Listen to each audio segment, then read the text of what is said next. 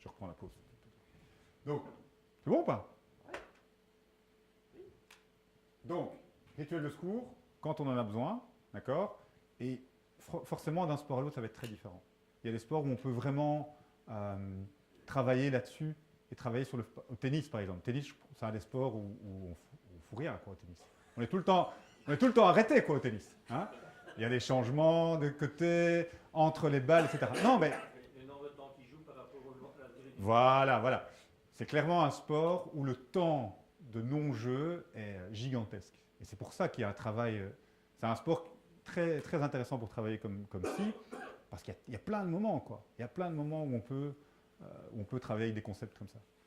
Certains sports, c'est plus compliqué. D'accord? Bien.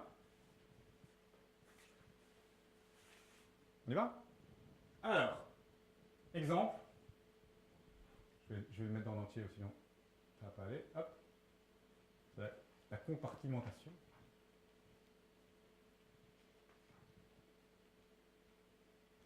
Là, j'étais trop vite de nouveau. Hop, voilà. Donc, avant, rituel de préparation, routine d'échauffement, ouais, rituel d'action, action positive, routine de repos, rituel d'action, action négative, routine de repos, par exemple, je vais sur le banc, rituel de secours, ok, rituel d'action, etc. Vous voyez? Donc c'est comment est-ce que je peux trouver des éléments qui permettent de donner du sens à des choses que l'athlète fait déjà. Certains n'ont pas besoin de ça. Hein. Certains n'ont pas besoin de ça et ça ne va pas leur parler du tout. Mais cette manière de voir, ça va aider, surtout pour des athlètes qui sont très angoissés, qui sont très forts dans il faut, je dois, etc. Ok. Fais ça bien, hein, et je suis persuadé que tu vas y arriver à faire ça très bien. Et entre, ne pense plus surtout. Ok. Entre, juste joue. Vous voyez, vous me suivez? Donc c'est comment est-ce que je peux vraiment donner un cadre qui permet d'investir son énergie dans quelque chose d'assez précis et pas être toujours dans pas oublier ça et faire ça, etc. Oui? Et là, je peux visualiser le on-off de la concentration. Dans mon échauffement, elle va monter, descendre. Dans l'action, elle est on, le repos, elle est off, etc. Et mon gardien, la balle est loin, je suis off. Hein. La balle revient vers moi, je suis on. Avec des golfeurs, par exemple. En golf, c'est encore pire que le tennis. Hein. Okay. Là, l'action, elle est vraiment très, très, très raccourcie par rapport au temps off. Eh bien, on peut travailler avec des couleurs, par exemple. Hein. J'ai tapé dans ma balle, je suis dans le vert. Hein. C'est quoi être dans le vert au niveau de mes épaules? C'est quoi être dans le vert au niveau de la parole? C'est quoi être dans le vert au niveau de marcher entre les coups, etc. Ça va bientôt être mon tour. Je me mets dans l'orange. C'est quoi être dans l'orange? Au niveau de la posture, au niveau de ma respiration, etc. Je me mets dans le rouge. Le rouge, c'est quoi? C'est je bloque ma respiration, etc. Vous voyez? Tous ces éléments-là, dès qu'on a un sport très séquentiel, ça marche très bien. J'ai travaillé avec un gars qui faisait du sauvetage. Hein, et donc, ils ont toutes des épreuves sur le sable, etc. Et là, il avait quelque chose, ils ont des bâtons, et il y a 20 bâtons, et il y a 21 personnes qui courent. Okay? Et donc ils ont tous des tours comme ça, où il y a chaque fois une personne qui est éliminée. Et le travail qu'on a fait, c'est qu'est-ce que je fais, à quoi je pense, comment je me sens quand j'ai attrapé le bâton, que je l'ai donné à l'arbitre, que je marche pour me replacer avant de repartir. Parce que ça dure, le total dure, imaginons, 40 minutes, mais je ne sais pas être concentré 40 minutes. Donc c'est comment est-ce que je gère ma concentration. Et là, on avait fait un travail avec ces couleurs, etc. Ça a super bien marché. Vous voyez l'idée? Bien. Alors, ça c'était le premier axe par rapport au flow. Comment est-ce que je peux structurer mon action? Comment est-ce que je peux, par les routines, par les rituels, construire ma concentration? Un deuxième axe, qui va être très intéressant pour le côté plus psy, c'est comment est-ce que je veux travailler sur la perception de ma compétence. Okay. Et là, je vais vous parler un petit peu d'un élément qui pour moi est très important, qui sont les croyances. Quelles croyances j'ai par rapport à tout plein de choses qui sont en lien avec le sport, mais pas nécessairement. C'est quoi être un homme? C'est quoi être une femme? C'est quoi faire des études? Okay. C'est quoi être un entraîneur? C'est quoi être performant? Etc. L'idée des croyances, c'est quoi? Vous allez voir qu'on a tous des croyances. Et les croyances, il y a plus d'éléments dans les textes, mais la croyance, c'est quelque chose qu'on ne remet pas en question. Prenons un exemple. Pour être performant, je dois contrôler tout ce qui se passe. C'est une croyance qu'on retrouve assez souvent. Pour être performant, je dois m'en foutre de tout et je dois juste être là. Ok? On peut refaire en tête, il y avait un sauteur en hauteur comme ça qui arrivait. Tu avais tous les gars qui étaient avec des combinaisons toutes moulantes, qui étaient hyper, tout bien rasés pour surtout être le plus léger possible, etc. Lui, il avait une grosse barbe, des cheveux, un vieux short. À peine s'il prenait ses marques et il sautait à 2,40 m. Ok. Sans doute que pour l'un, il y a la croyance de pour être performant, je dois tout maîtriser. Et pour l'autre, il y a la croyance de pour être performant, je dois juste me montrer et y aller, quoi. Vous voyez l'idée? Donc, quelles sont vos croyances? Peut-être quelque chose qui vous parle plus que d'autres. Il y a des croyances autour du mariage, par exemple. Hein? Le mariage, qu'est-ce que ça représente, etc. Croyances autour de élever des enfants. Et les croyances, c'est vraiment ces éléments qu'on a l'impression qui vont de soi, qui vont d'eux-mêmes, et qui n'ont pas besoin d'être vérifiés. Tu disais tes éléments par rapport aux discussions avec avec les présidents de clubs, etc. On pourrait avoir une croyance que, de toute façon, ça ne sert à rien de parler avec les présidents de clubs. Pourquoi pas? Parce qu'on a fait l'expérience répétée que ça ne servait à rien, etc. Donc, je n'y crois pas, donc je ne le fais pas. Et donc, les croyances, on se rend compte que, même si j'ai l'impression aujourd'hui que de toute façon ça ne bougera pas, eh ben on se rend compte que ça bouge. C'est pour ça que j'ai fait ce tableau-là. On peut faire l'exercice. C'est en quoi, par exemple, je peux avoir la croyance de ce que c'était du sport quand j'étais enfant. On peut le faire ensemble si vous voulez. Quelle croyance pouviez vous avoir par rapport au sport quand vous étiez enfant? L'amusement. Quoi d'autre? Que l'amusement? Ouais. Ouais.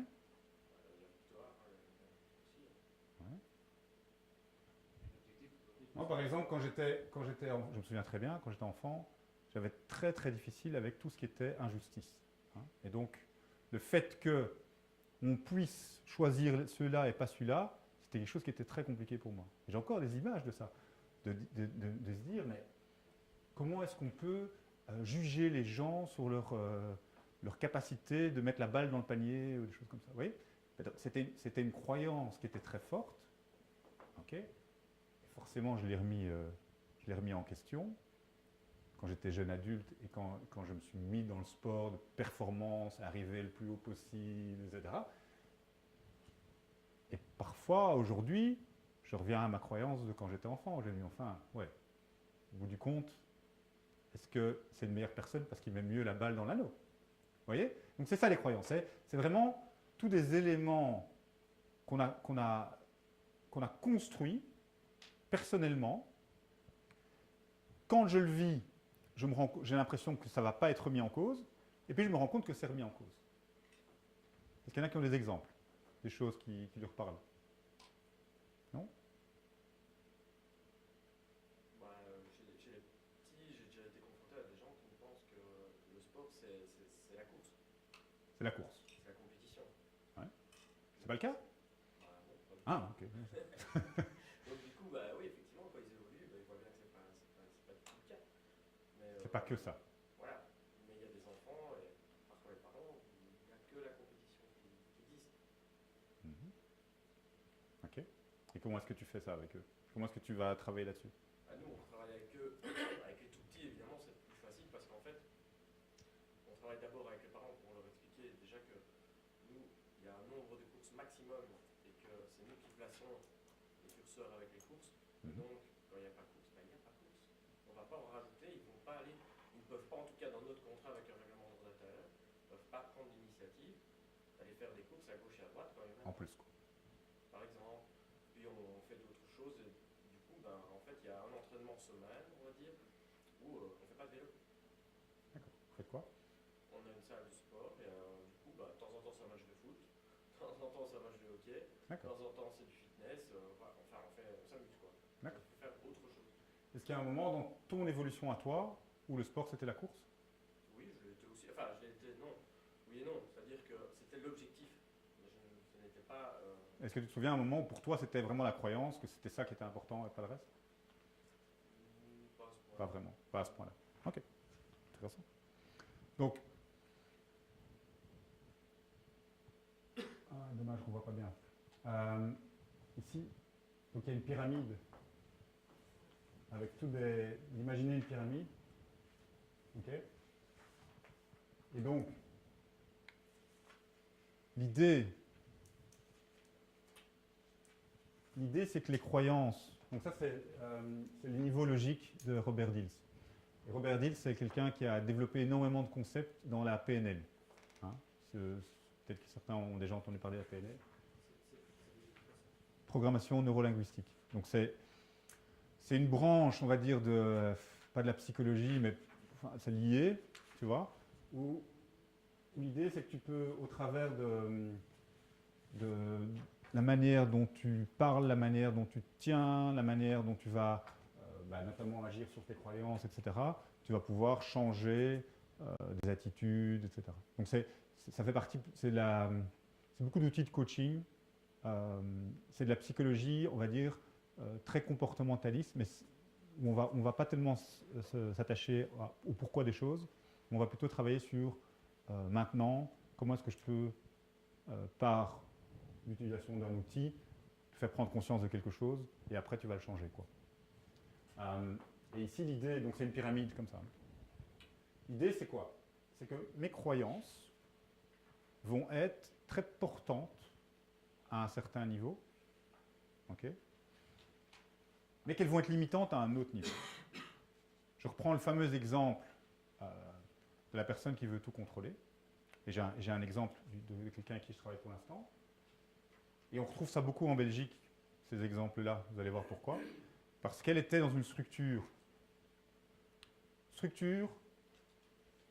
peu performante. Vous savez qu'en Belgique, on a mis des moyens pour que les athlètes puissent être professionnels, etc. Encadrement non professionnel. Donc l'athlète professionnel, encadrement non professionnel. Ok. Personnalité hyper contrôlante. D'accord. L'athlète. Hein. Et donc, on est dans quelque chose qui paraît très bien dans le fonctionnement. Hein, c'est tout faire tous les entraînements, beaucoup d'entraînements seuls, sport d'endurance, donc beaucoup d'entraînements seuls, vraiment beaucoup de travail, etc. Mais ça veut dire toujours tout seul. Ça veut dire beaucoup de boucles inconscientes sur l'exagération, minimisation, prédiction, etc. Ok. Donc vraiment, allez, beaucoup d'énergie dans son travail. Comportement qui paraît super, hein, perfectionnisme, développement d'autonomie, enfin toutes des choses qu'on recherche dans le sport, mais ça plafonne au niveau du niveau. Okay. À un moment, partir à l'étranger, suivre un coach, okay, ne pas recevoir son planning avant le matin même, très très compliqué pour cet athlète. Okay. Ah oui, hyper contrôlante. Là maintenant, on ne me dit même pas quand je vais m'entraîner. Donc c'est un peu extrême. Okay. Résultat, complètement au-dessus. D'accord. Donc c'est en quoi est-ce qu'une croyance que je dois tout contrôler, je dois tout maîtriser, est portant à un certain niveau, mais va être limitant à un autre. À un moment, dans le sport, je dois pouvoir lâcher prise. Hein, je ne peux pas tout maîtriser. Je ne peux pas connaître tous les parcours par cœur. C'est pas possible. Hein, et tous les cailloux, et le caillou est dans l'autre sens. Merde. Non. Donc, il y a vraiment cette idée que quelque chose qui marche jusque-là, ben, ça ne marche plus pour aller à l'étape suivante. Et donc, je dois être capable de remettre en question ce genre de choses. Être capable de lâcher prise. Et ce qui est très intéressant dans cet exemple, c'est que maintenant, cet athlète s'est habitué au système, a compris qu'il pouvait quand même mettre du contrôle, puisque maintenant il connaît un peu comment ça fonctionne, et que c'est de nouveau compliqué. Et que les boucles inconscientes, elles reviennent. Ah oui, forcément, puisque c'est la nature, c'est ça, son fonctionnement de base. Vous me suivez? Et donc c'est important de remettre et de prendre conscience que ce qui a fait que ça marche, c'est de lâcher prise. Et c'est de ne plus contrôler. Et c'est de ne plus faire tes parcours 10 fois et d'aller le faire sur un simulateur. Non! Prépare-toi, fais tes rituels, etc. Vous me suivez? Donc, très important d'être capable de, à un moment, remettre en question ce qui m'a amené là. Est-ce que parfois, ce qui m'a amené là ne va pas m'amener à l'étape suivante? Et que pour aller à l'étape suivante, ben, je dois peut-être lâcher certaines choses. Et c'est souvent autour du contrôle, mais ça peut être à d'autres niveaux. Ça peut être dans la représentation de ce que c'est le sport. Et peut-être que le sport, c'est finalement pas que la course, quoi. Et que dans le plaisir que je vais trouver à faire des descentes, à sentir le flow quand je tourne comme ça, avec mon poids du corps, et que le vélo est là, etc., et que je vais être là dans la performance et pas dans « oula, je suis en retard sur le temps ». Oui. Alors, on entre dans la motivation. On y reviendra dans les croyances, vous n'en faites pas. Motivation, différents niveaux. Je propose 3 niveaux. Le moment où la motivation va apparaître, okay, le moment où on va développer la motivation et ce qu'on va pouvoir faire pour stimuler la motivation.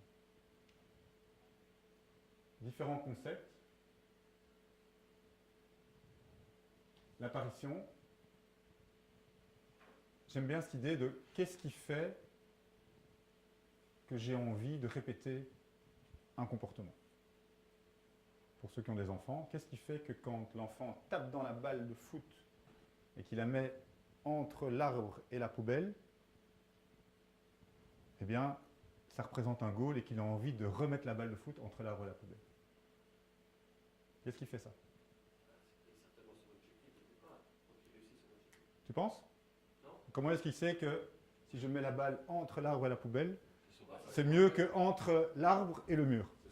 Ah non, parce que dans ma tête, c'est de fixer par là, mais non, je sais pas quel âge il a. Je ne sais pas non plus.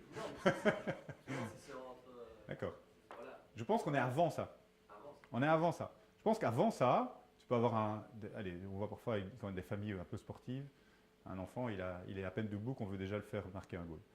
Et qu'est-ce qui fait qu'il a envie de le répéter?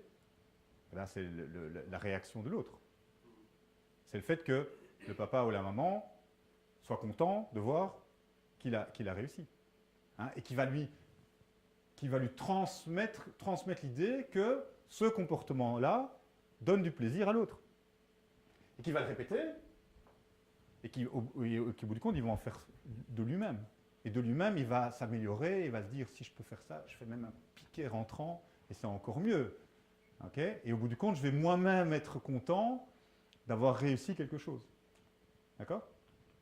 Et c'est très important. Pas toujours. C'est-à-dire? Moi, au départ, mes parents ne voulaient pas que je fasse du foot, pas du tout. D'accord? C'est vraiment personnel, donc je ne pense pas qu'ils ont réagi comme ça au début. D'accord? Mais ici, on n'est pas dans la... Et c'est ça qui est important. On n'est pas dans la réflexion de comment la motivation a été stimulée.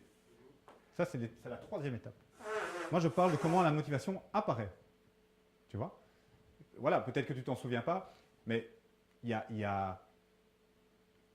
Si tu ne stimules pas un enfant à marcher, okay, et si quand il marche, si quand il se lève, tout le monde n'est pas « Waouh, génial, t'es debout !» etc. Ben, il va beaucoup moins avoir envie de se lever. À un moment, il va le faire parce qu'il a envie d'attraper quelque chose, etc.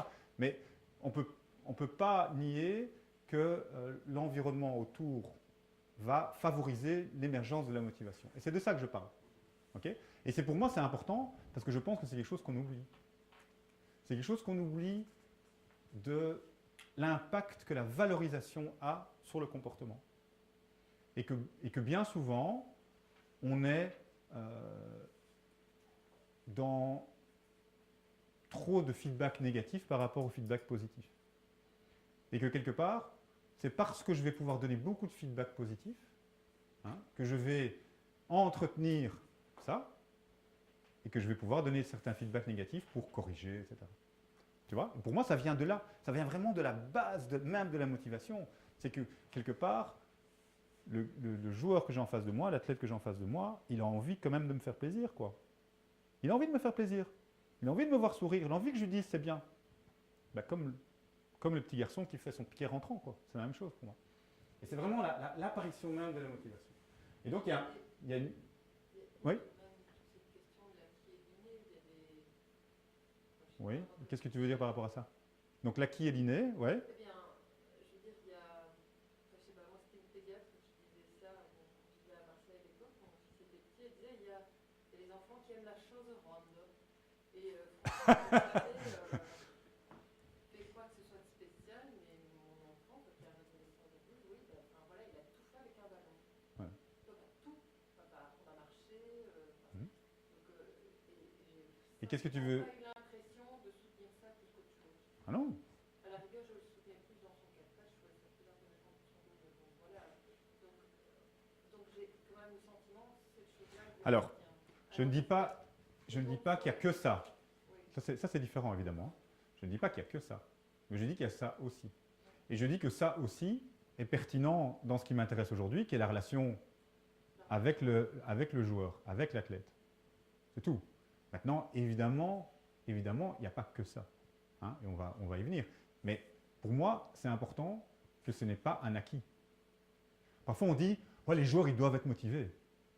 Mais pour moi, ce n'est pas vrai. Hein? Moi je suis quelqu'un d'extrêmement motivé et d'engagé dans mon travail, mais il y a plein de moments où je n'ai pas envie, quoi. Hein? Où je n'ai pas envie de le faire. Et parce que j'ai quelqu'un qui me dit c'était chouette ce que tu as fait hier, ou parce que j'ai un joueur qui arrive avec le sourire, etc., ben, ça me donne envie de le faire. Et même si j'ai énormément de motivation interne, etc., on ne peut pas nier que l'impact qu'on a sur la motivation de l'autre. Et c'est pour ça que je commence par ça, parce qu'on l'oublie trop. Tu vois? Et qu'on est trop dans la correction et pas assez dans la valorisation d'abord de déjà ce que j'ai. C'est ça. Mais je suis évidemment loin de dire que c'est la seule chose. Voilà. Ils sont au dos, ça va? Ok. Deuxième élément. J'aime bien les formules. Hein.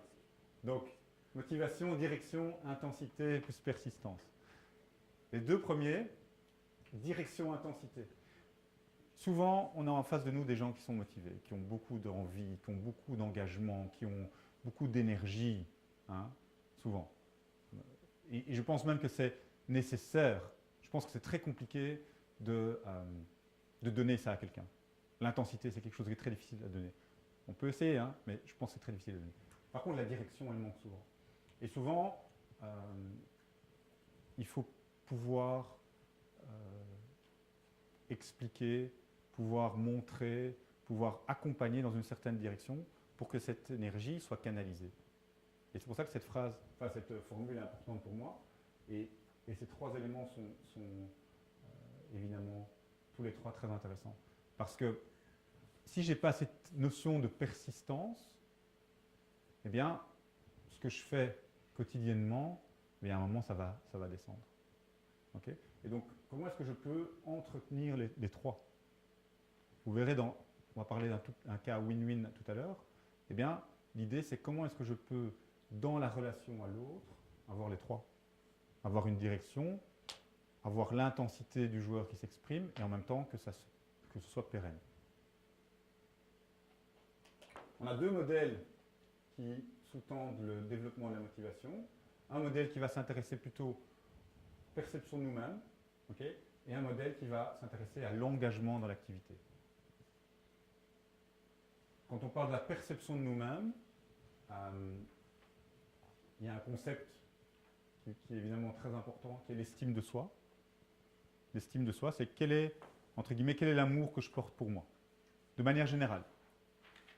Hein, et c'est une variable qui est malheureusement assez différente d'une personne à l'autre, et qui est importante, mais qui n'est pas, comment dire ça, qui n'est pas nécessairement la seule, quoi. C'est évidemment nécessaire d'avoir un certain niveau d'estime de soi pour être capable d'avoir, rappelez-vous, une perception de ma compétence. Donc pour être dans le flow, je ne dois pas être bon, je ne dois pas être compétent, non, je dois avoir une perception de ma compétence qui est haute. Okay? Et donc si j'ai une estime de moi qui est élevée ou on va dire suffisante, je vais avoir plus facilement tendance à avoir une perception de ma compétence qui sera élevée. Oui? Un autre élément, c'est l'idée d'auto-efficacité, qui n'est pas la même chose. L'auto-efficacité, elle va être spécifique à une tâche. Elle va être spécifique à un geste. Elle va être spécifique à un sport ou une partie du sport. Je peux avoir un sentiment d'efficacité dans certains éléments du sport. J'ai eu l'occasion d'aller aux États-Unis, j'étais le kicker dans l'équipe de foot. Je montais 2 ou 3 fois par match pour taper dans la balle. Donc j'avais un sentiment d'efficacité qui était taper dans la balle. Après, je pouvais aller m'asseoir.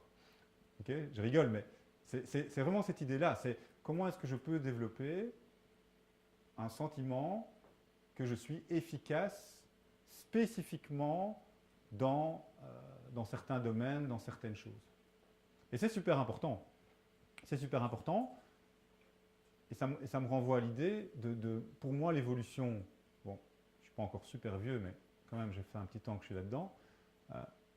Une des grandes évolutions du sport, en tout cas dans les sports collectifs, c'est qu'on va plus vers des gens qui sont très très forts dans certains points forts, alors qu'avant, j'ai l'impression qu'on voulait absolument que tout le monde gomme ses points faibles.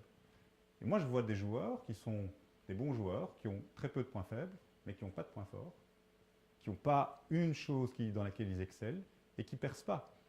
Et par contre, tu vois des gars qui sont très très bons dans une chose, qui ont vraiment la perception que quand ils vont pouvoir être dans cette situation-là, ils vont performer. Et parce qu'ils performent là-dedans, ils arrivent à gommer le reste et ça marche. Vous voyez le paradigme. Hein? Okay? Donc, vraiment, qu'est-ce que je peux faire pour développer cette auto-efficacité? Oui.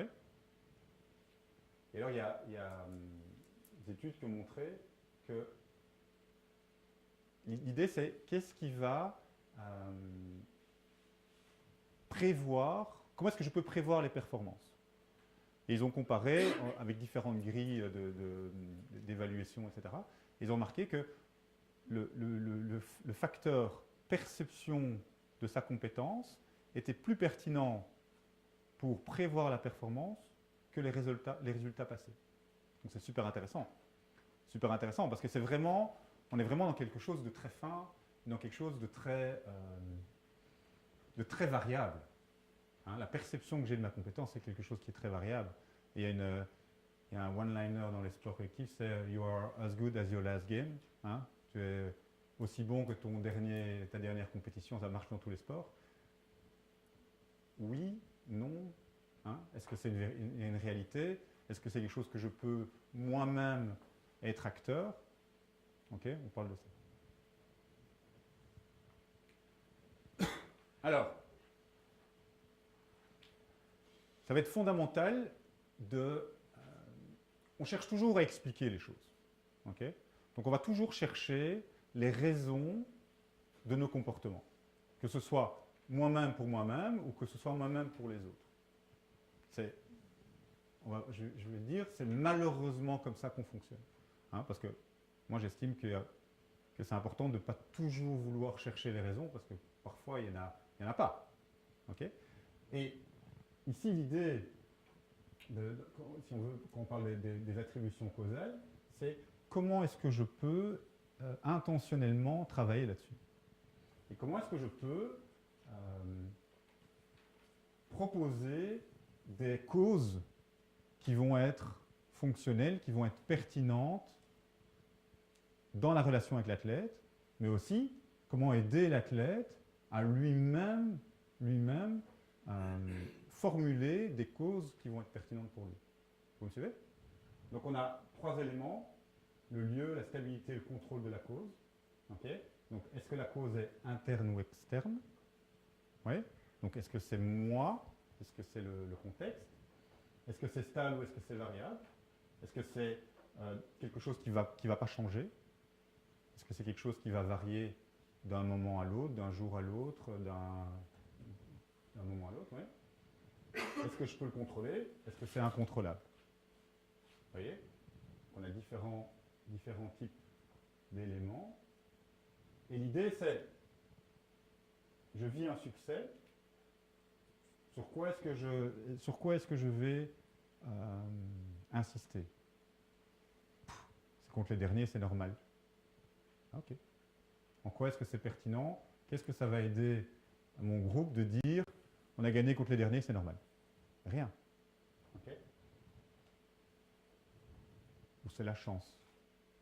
Hein, on a tous des vécus comme ça avec des entraîneurs où quand c'est dedans, c'est de la chance, quand c'est dehors, c'est de ma faute. Okay, c'est classique. C'est classique. Pardon? Oui, mais ça c'est différent. Tu comprends? L'idée c'est que quand je vis un succès, eh bien, c'est parce que moi, j'ai bien joué. Okay? Ou parce que moi, j'ai du talent. Parce que reconnaître que j'ai du talent, c'est important aussi. Ça va participer au sentiment d'auto-efficacité. Okay? Ce n'est pas un problème de dire à quelqu'un, de renforcer le talent, ce n'est pas un problème pour moi. Mais si je renforce la chance, ou si je renforce des faits, oui, les autres étaient fatigués parce qu'ils avaient joué 3 matchs la semaine passée et nous que 1, ça n'apporte rien. Tu vois? Et comment est-ce que je peux avoir un contrôle là-dessus et avoir un regard sur moi-même là-dessus? Comment est-ce que je formule les causes des échecs et des réussites de mon athlète, de mon équipe? Et après, comment est-ce que je l'aide à le formuler lui-même? Oui.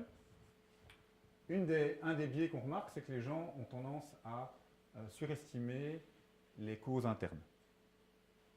Donc ça, c'est un des biais, par exemple. Donc on va avoir tendance à surestimer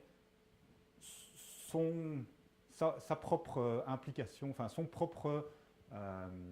propre part dans l'échec ou la réussite.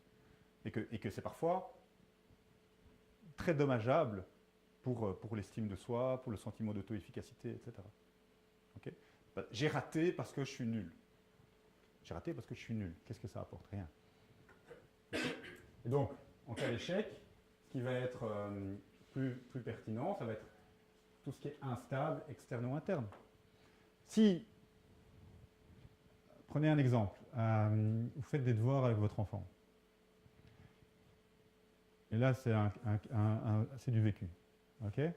Vous passez 2h30 à expliquer la différence entre A et on et on. Okay? Et par quoi tu remplaces? Tu remplaces par avait, etc. Ok, 2h30 plus tard. Et tu dis, bon, maintenant, avant d'aller dormir, dernier truc. Et il se trompe encore. Mais t'es trop nul, etc. Ok? Eh bien, c'est ça. Tu es trop nul. Tu es trop nul. Donc, pourquoi est-ce que demain, je vais être motivé à bien faire les choses si je suis trop nul? Vous voyez? Ben, c'est ça. C'est pas trop nul. C'est OK. On va recommencer. Peut-être qu'aujourd'hui, tu étais fatigué. Demain, après une bonne nuit de sommeil, on va reprendre, etc. Okay? Donc, des choses instables.